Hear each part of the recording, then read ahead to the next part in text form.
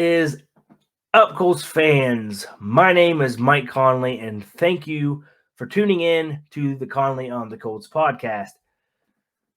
So, as we know, on Sunday, the Colts defeated the Titans 23-16, and a very, very fantastic team effort all the way around. But just to get this negative news out of the way in this episode, it sucks. It really does. I'm sure all of us know by now, but obviously Anthony Richardson, it will be out for a little bit here. As of right now, it's reported he'll be out 4 to 6 weeks. He's got that grade 3 AC joint sprain.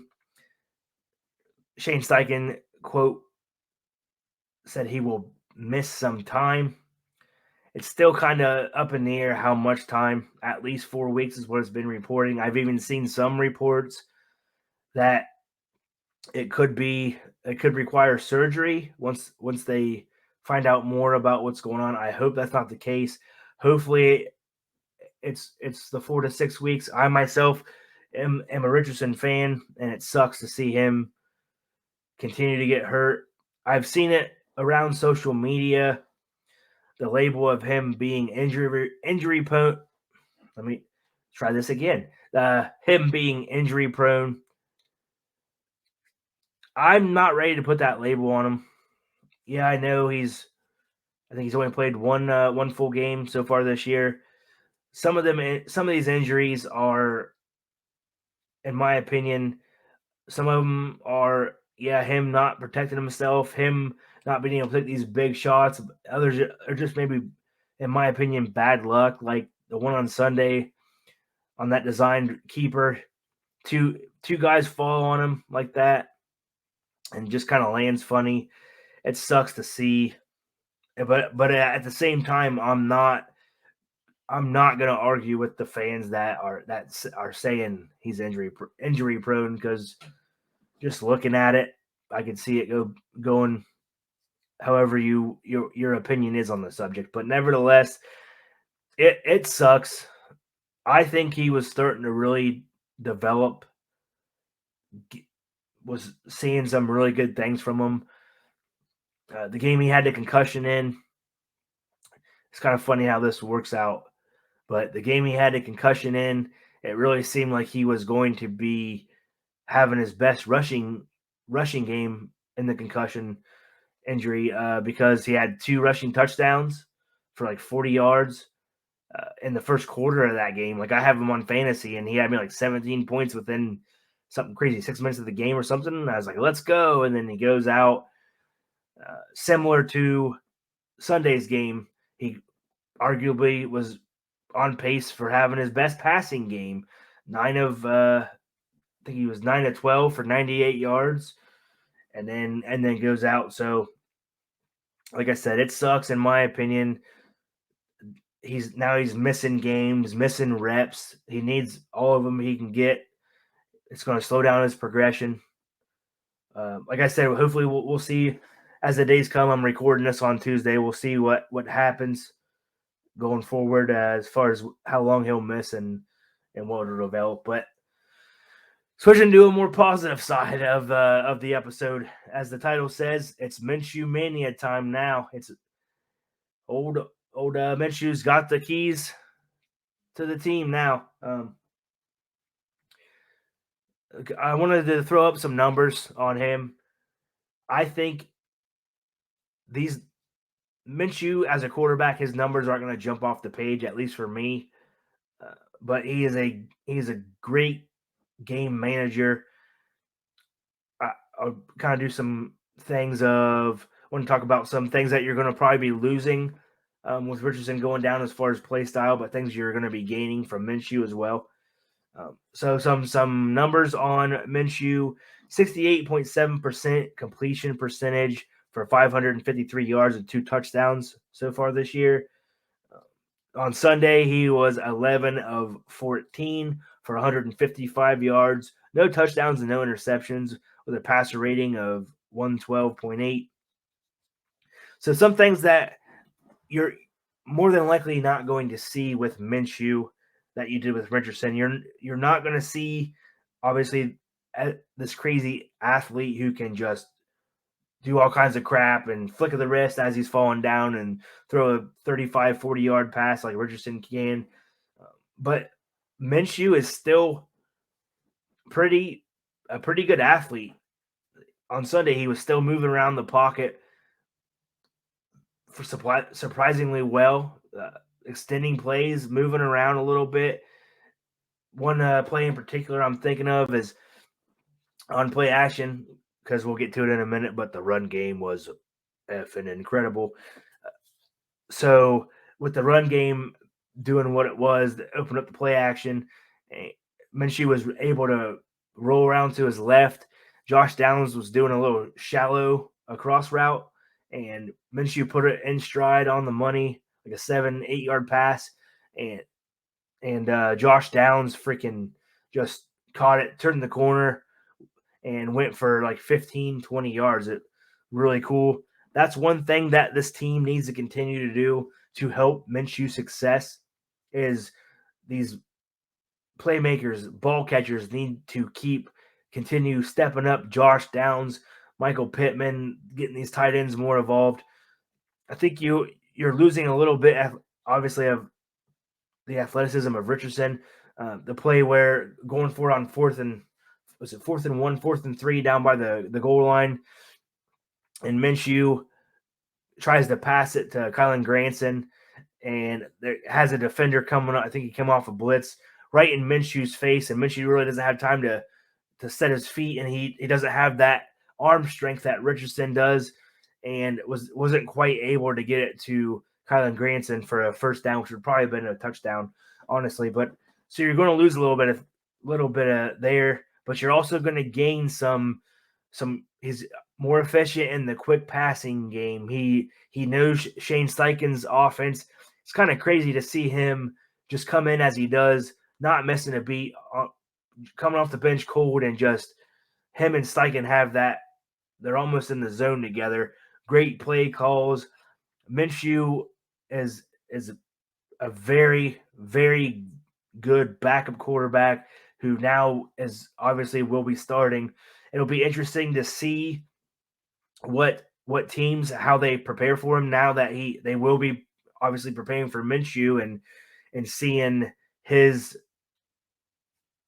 just for instance, I seen a thing online today that Doug Peterson from the Jags said that they're obviously familiar with Minshew, him being there before, and they have some very good film on him, and the defense will be they'll be prepared for him. That's another. It's going to be exciting to watch this. We'll call this the Minshew revenge game, if you will. Seen that around too. Agree with that. I think Minshew's going to be fired up.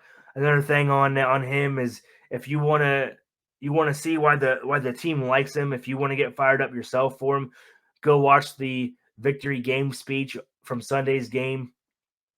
Just in that locker room, just screaming and just pumped up. The whole team's pumped up around him.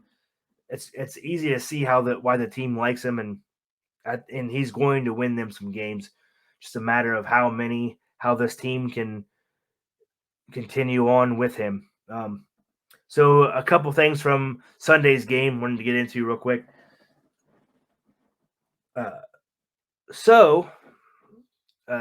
The defense stopped Derrick Henry pretty well. I mean, very good, honestly. 13 carries for 43 yards, shut him down. I want to touch on Zaire Franklin. The dude is all over the place. He continues to just play lights out. Called himself let's see, I wrote down the King Killer. Just stuffing Derrick Henry on that play to pretty much seal it there when the Titans went for it on fourth down. Him and I think Buckner was in on it as well. Buckner got to his foot first, and Zaire just put him down. Yeah, Zaire is just playing out of his mind. 12 more tackles, 7 solo tackles. Now has 69 total tackles on the year. Just incredible. Defense held the Titans to 5 of 12 on third down, 1 of 4 against them on the red zone.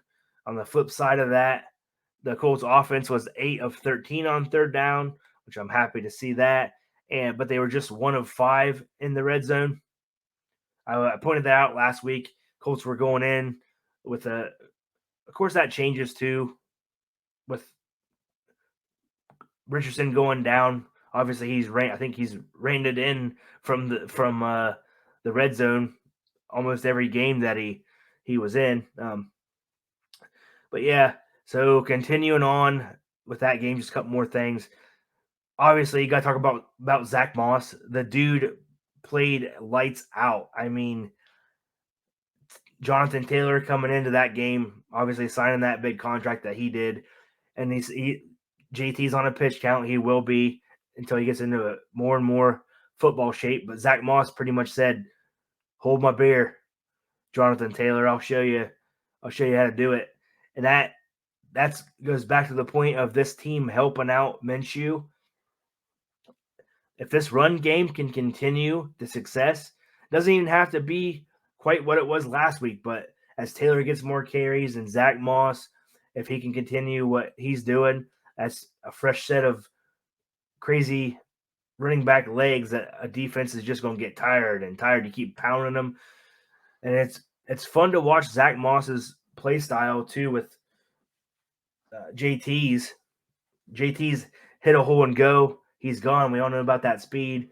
Zach Moss was really reminding me of Le'Veon Bell, waiting, patient, making some moves, making some defenders miss, and breaking them. Obviously, he had a great statistic day: 165 yards rushing, 2 rushing touchdowns, and 30 receiving yards. I mean, Zach Moss, hats off to you, buddy. It was awesome watching that. Josh Downs continues every week a little bit better. He had a career high, 97 yards.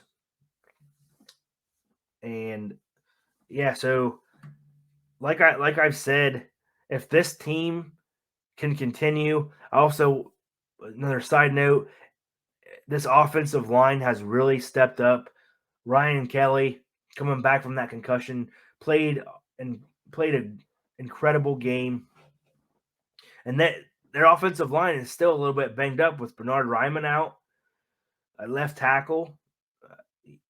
I mean, they're still playing great football, great blocking, great run blocking. It was awesome to see those pancakes.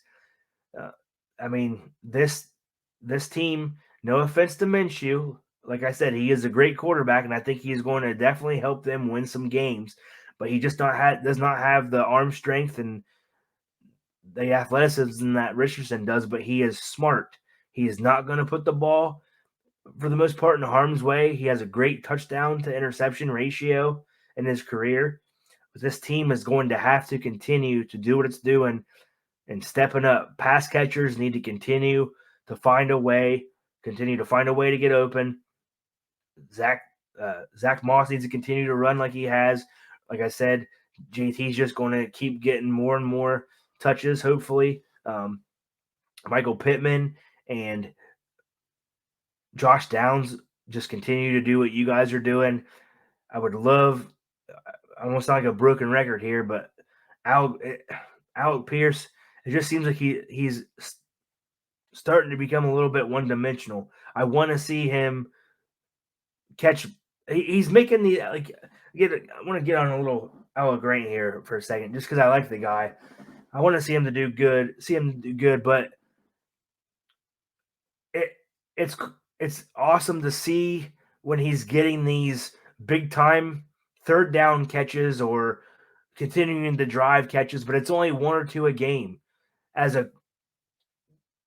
Josh Downs is really implementing himself as the number 2 receiver on the team, if you will. But going into the season, you're seeing all these videos of practices and Al Pierce just making dudes miss and looking fast and catching almost every ball that was coming. And now he had some drop issues earlier in the season. Now he's really not even getting opportunities as far as throwing to him because he's not besides one or two passes a game, he's not really seemed like he's getting open or something. I don't know what's going on with him. So it's been a letdown so far, Mr. Pierce. I want to see it. I want to see you do better.